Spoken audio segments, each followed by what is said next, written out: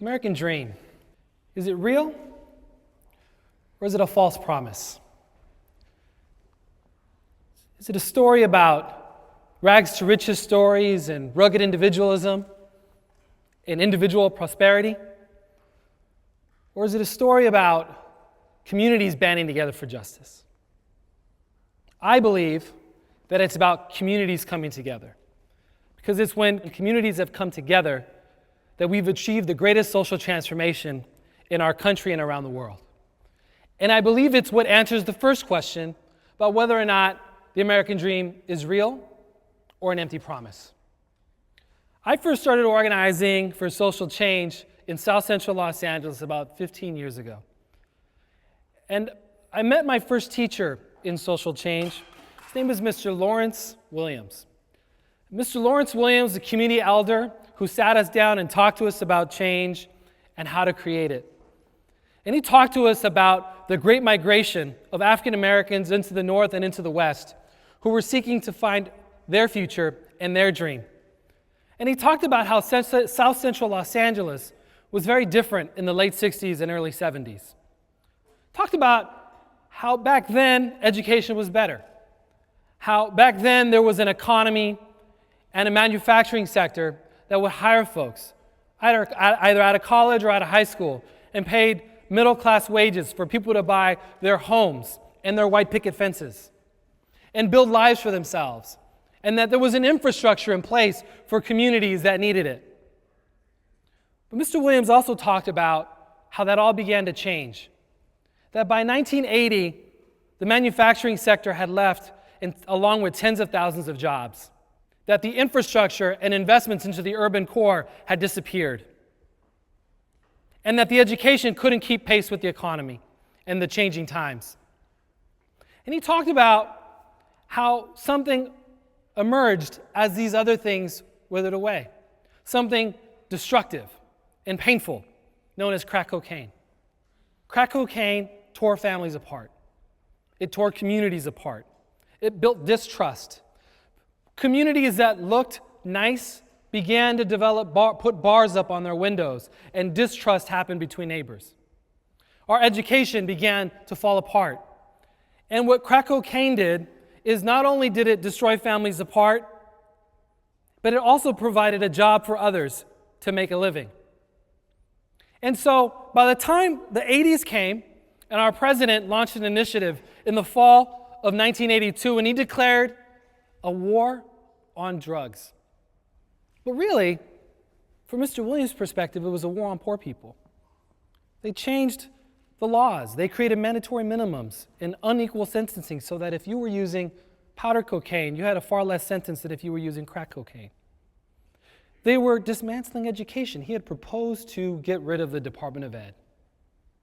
And they gave local law enforcement carte blanche to go out and do mass arrests. This was the beginning of the mass incarceration crisis we talk about today, that Michelle Alexander talks about in her book, The New Jim Crow, or as some of my peers in the community call modern-day slavery. This was a big challenge for us. And locally, we had our own effort. This is Police Chief Daryl Gates, and his effort was called Operation Hammer. And Operation Hammer is symbolized by that very tank standing behind them. And what Operation Hammer was, it was an effort to do mass sweeps and mass arrests of African Americans, primarily African Americans and Latinos in South Los Angeles and around the city. And they would take this tank around and bulldoze homes. They would take this tank around, riding down Vermont Avenue or Western Avenue, which is the central corridor of South Central, and do mass arrests. In one weekend alone, 1,400 people were arrested. The Memorial Coliseum, where we had the Olympics in 1984, was a staging ground for booking arrests. By 1990, there were estimates that close to 50,000 people were arrested because of Operation Hammer. It's no surprise that the United States has the highest incarceration rate in the world, more than Russia, China, and Iran, countries that we claim to be less democratic than our own, but yet our own incarceration rates are far worse than theirs. But Mr. Williams was clear that even as the hopelessness was taking hold, and that even though it reached a boiling point in 1992 when those white officers were acquitted for the beating of Rodney King, he was clear that this was more than just about an acquittal. This was about decades of disinvestment, decades of disenfranchisement.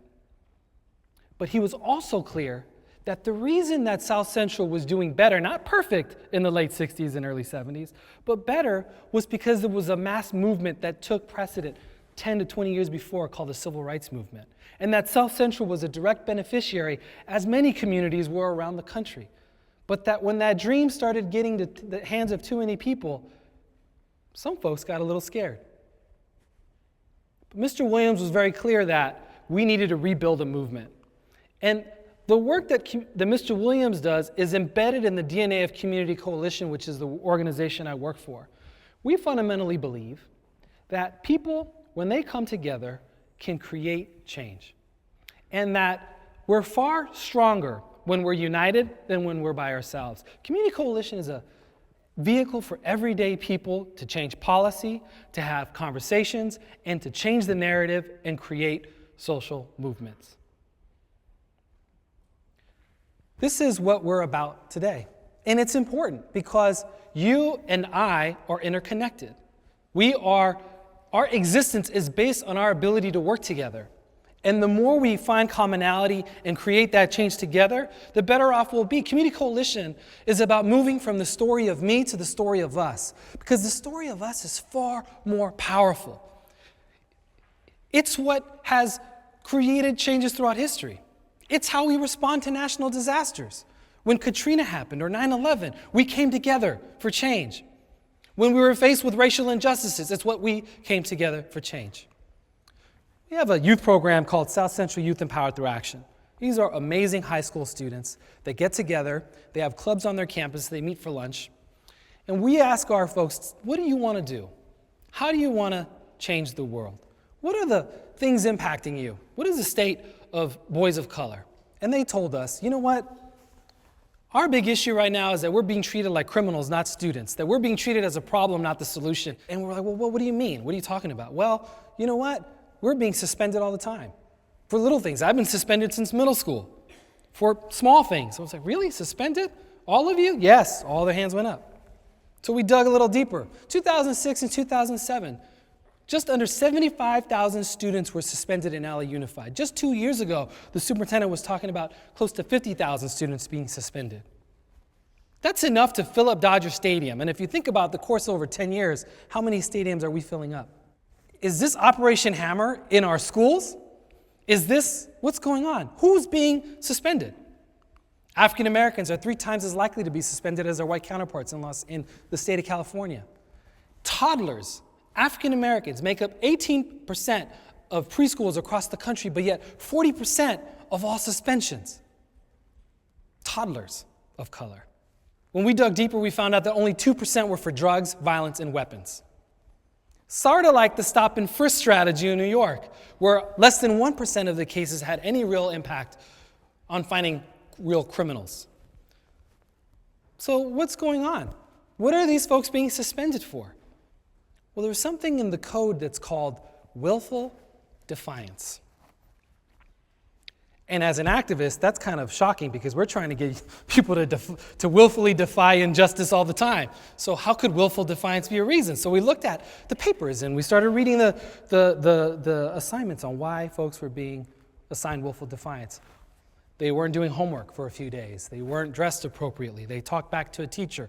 Really adolescent behavior, right? This is what teenagers do all the time, and certainly shouldn't be a reason to be suspending them. And 70% of all the cases were for willful defiance. So it's not a shocker that our students felt that they were being criminalized. But I'm not here to tell a story about the ugly numbers. I'm here to tell a story about what we did to change it. And so folks got together.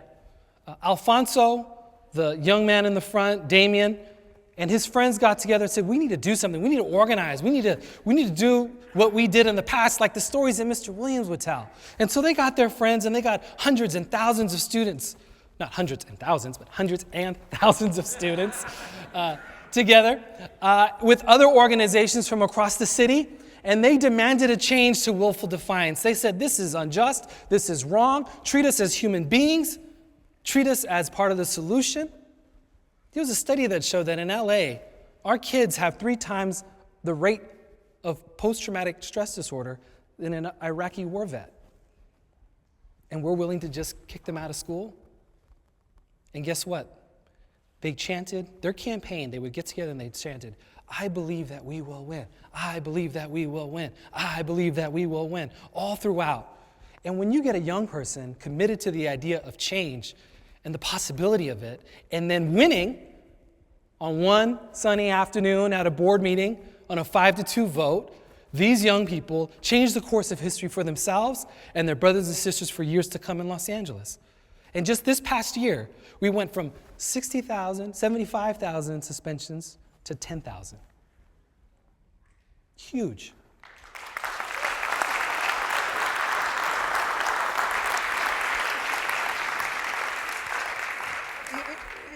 And it wasn't because they acted on their own. It wasn't because they believed in rugged individualism. It's because they believed in each other. They believed in coming together. They believed in organizing like we did in the past. And we still have far much more work to go because 10,000, one suspension is far too many for our community. So what we're trying to do is community transformation. What started in a lunchroom in one effort started in a living room in another. Some residents got together in King Estates, a community in South Central Los Angeles, that while the city was facing record crime lows, this community was facing crime highs. There was homicides, petty theft, and our folks got together, Mr. Les Benson, rest in peace, and Carla Costa and Celia Castellanos, they got together and they talked about what do we want to do to change this. We don't want to repeat the past. We don't want to do Operation Hammer. We don't want to arrest our way out of the problem because clearly that hasn't worked. So they decided to focus on the park and turn the park into from a danger zone into a safe zone. A park named after our most beloved dreamer, Dr. Martin Luther King Jr. A park right in the middle of the community with a broken down rec center filled with asbestos, no fields. There was a brand new baseball field and a little league, but none of the parents wanted to sign up their kids because they were afraid of using the park. So they said, you know what, let's do three things. Let's unify, let's beautify, and let's invest. And let's make the park the center of activism for our neighborhood. So they unified. They brought African Americans and Latinos together because those are the folks who live in the neighborhood and had conversations and talked about change. What can we do together? Because change is a universal language. Whether you're black or brown or Asian or white or middle class or poor, social change is a language we can all speak. And so they came together to speak about that language. And they said, let's beautify. Let's build murals and let's do alley cleanups and let's make sure this park looks nice. So at the very least, we can change the cosmetic structure of the park. But if we don't get deeper to the root causes, then it won't matter. So let's get the city to invest. So they protested and they went and they protested because in front of that park, there's a liquor store and a recycling center and a vacant lot. And I don't want to take my kid, I have a 2-year-old kid, to a park if I have to walk by a Century Liquor, which serves as a crime magnet in our community where you have higher rates of crime around liquor stores than anything else. Already in a food desert, or what our members call food apartheid. Well, we fought, and they had community meetings, and they won. And that Century Liquor, it's not called Century Liquor anymore, it's called Century Market. The owner was so moved by the work that he has a fresh produce stand every Friday for folks to get fresh produce in a community that's in dire need of fresh produce. The park was transformed and the rec center was cleaned and basketball courts exist now and there's a summer program there dedicated to reducing violence. And that summer after this effort, there were no homicides in King Estates. Not one.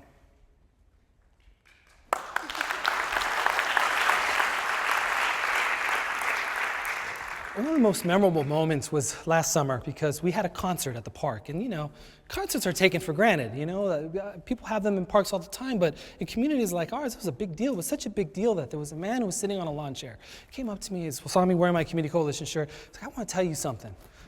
In the 20 years I've lived in this neighborhood, I never imagined pulling out a lawn chair to listen to jazz on a Saturday afternoon at King Estates, at MLK Park. Never. And for that one moment, the possibility of change was transformed in his life. And he gets involved in Community Coalition. Social change and organizing, the kind of organizing I'm talking about where we come together, it's contagious. It creates a sense of euphoria. It's euphoric because you transform not only the community, but you transform yourself in the process. And there's nothing like that in this world that I've ever experienced, but to see young people, black and brown, chanting, "I believe that we will win," and they see their school transformed. Having residents meeting in living rooms, talking about change, holding each other, believing that this can happen and that they reduce the homicide rate and that they get the park working, that they have fresh produce. That's what our story is about, so that our families, like the family you see here who would never go to the park, would show up to the park, or our young African Americans coming to the park and celebrating and doing it together. The story of me becoming the story of us. That's how we democratize the American dream. This is what I'm talking about here today. We have a test in front of us, and we have an opportunity to make the American dream real by making it available to all people. And that's how we democratize it. So I have a challenge for you today. Just like South Central was at a crossroads in 1992, and we are somewhat today, we're at a crossroads here together in the spirit of Mr. Williams, not lose sense of hope and focus and purpose, and understand that this is about movements. I ask you to do one thing. I want you to use your living room to build a movement, because movements are built in living rooms, not on stages. I want you to use your living room and host a dinner party with a couple of your friends. Because TED is about spreading great ideas. So spread a great idea of your own and invite folks over and talk about anything you want and encourage some kind of action. Because if all we do is come together and talk and never act, we'll never transform. I believe that it can happen, and I will make myself available to any of you to make that happen, because as Dr. King has taught us and Cesar Chavez has taught us, when we come together as a community, we got far much more power. We can transform the world, transform ourselves, and make this world a greater place for all of us to live in. Thank you very much.